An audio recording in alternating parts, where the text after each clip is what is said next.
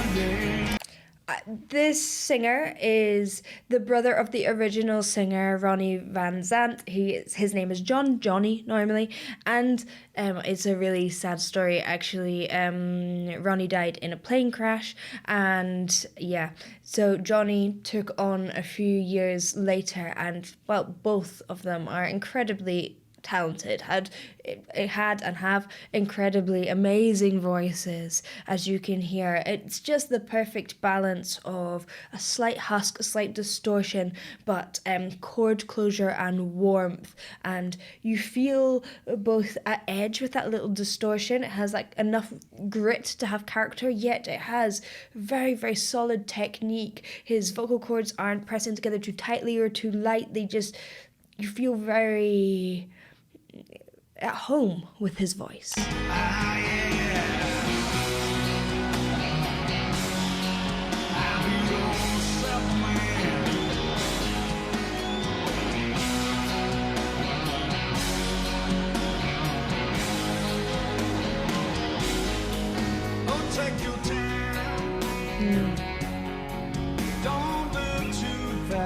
There's a lot of twang in the sounds.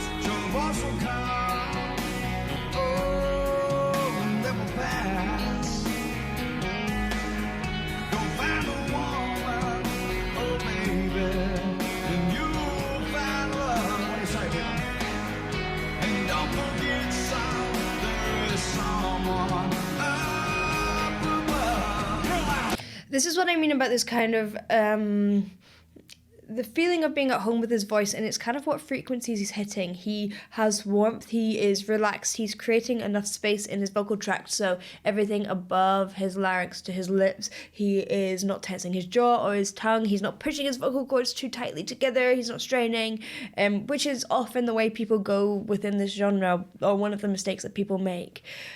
Yet he's adding a little bit of nasality and twang. It gives it an almost country edge. Twang and nasality are different. Nasality is when the air travels up through your nose, and twang is when you're narrowing just above your vocal cords. Now, we can't really feel that narrowing, but we can feel normally, or most people can feel the vibrations of the sound at the front of their face. But you also get that feeling with nasality. The difference is whether you can kind of pinch your nose, or and it changes the sound. So the nasality is changing the sound, and the one that hasn't got nasality and has twang, you can pinch your nose and it won't change the sound.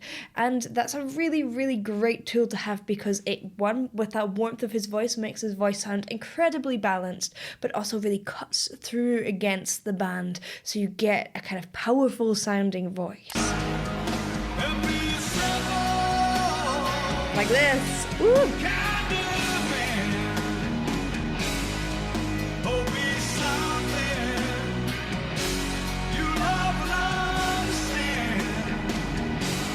You can really hear it on love and love. He gets it really open. He says love and then understand, stand. He makes it wider on an eh instead of an ah, and adds that twang in. Love and understand. a lot of it's to do with the vowel shapes that he's making, and that's something that I really say to my students: listen to how people produce different vowels, because that's going to make you, if you want to imitate that sound, that's how you will imitate them, by the vowels.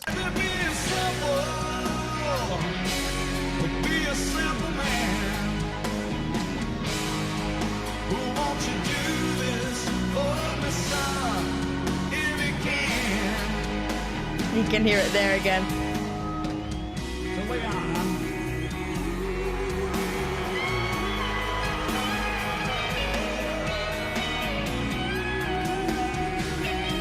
That's cool. The backing thing is vibrato, exactly in time. Really good.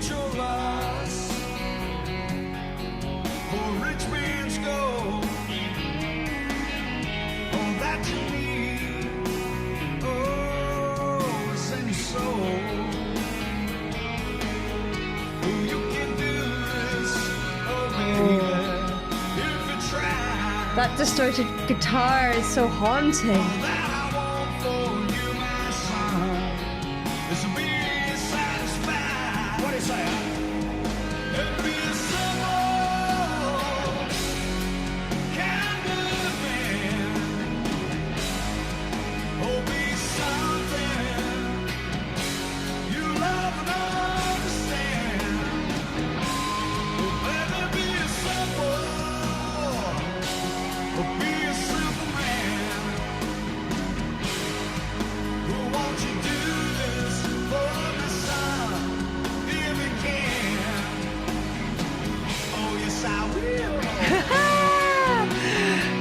That's so fun. Oh, yes, I will. Just going up to your head voice, making it really spoken.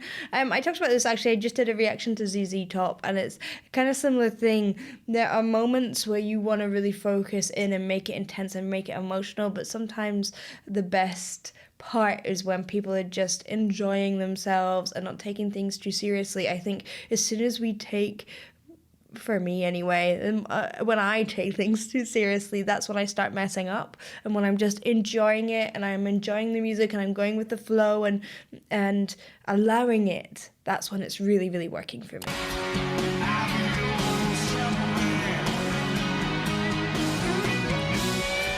Ooh.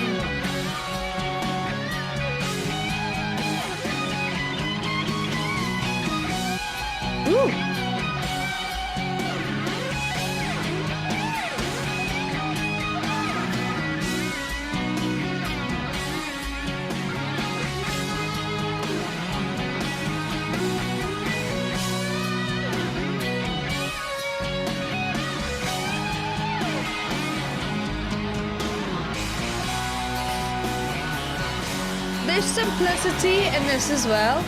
That repeating bass riff. The simplicity of that repeating bass riff again just makes you feel at home. Then you have these unusual distortions happening within the guitars. I love how his vocals and the guitars is always a string that ties between them. There's ideas that happen. If you have a great band like that, everyone, it all works together. Whether it's that little distortion in the vocals that works with the solid tone, or that solid bass line that works with the distorted guitar, it's all there in all the levels.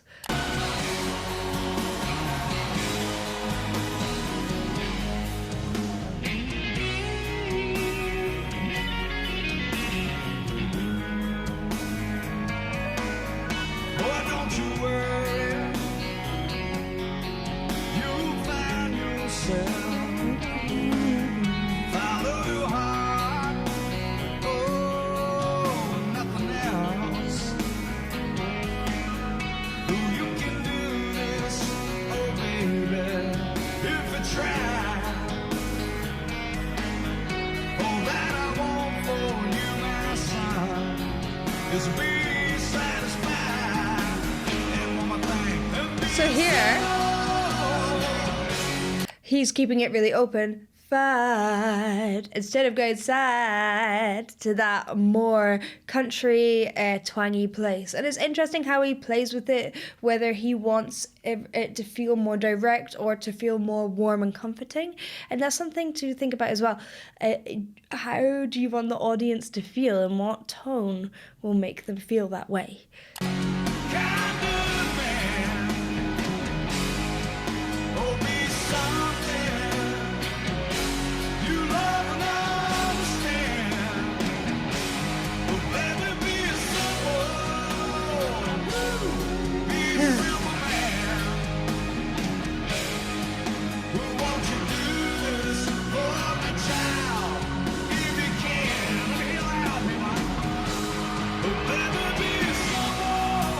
It's so solid.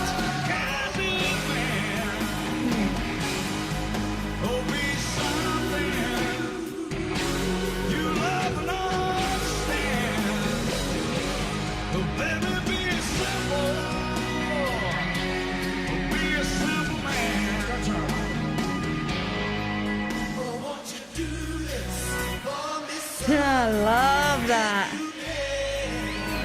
Love that. Love the orchestration there. There's something about the way he's singing that he's not completely losing his head. He's not like, ah! And sometimes there's strength to be found in just sitting back and just singing it simply. And there are moments where he's like, woo, whatever. But it's not like he's running around going crazy. He's not pushing. And as soon as you do, in some ways, sometimes you can lose that power, dependent on what the style is. Here, it's just about being able to stand and command an audience and command the song without overdoing anything. Oh.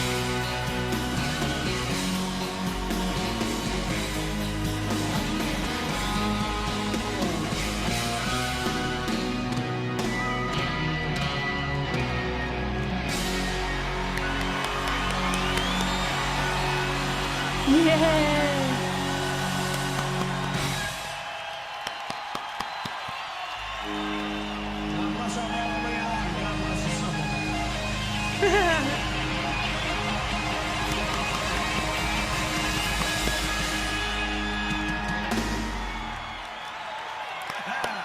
There's something so powerful in the simplicity, in the understanding the tonal qualities of your voice and just commanding an audience. Thank you for watching. I hope you enjoyed. If you did, please do like and subscribe, and I will see you in the next one. Bye.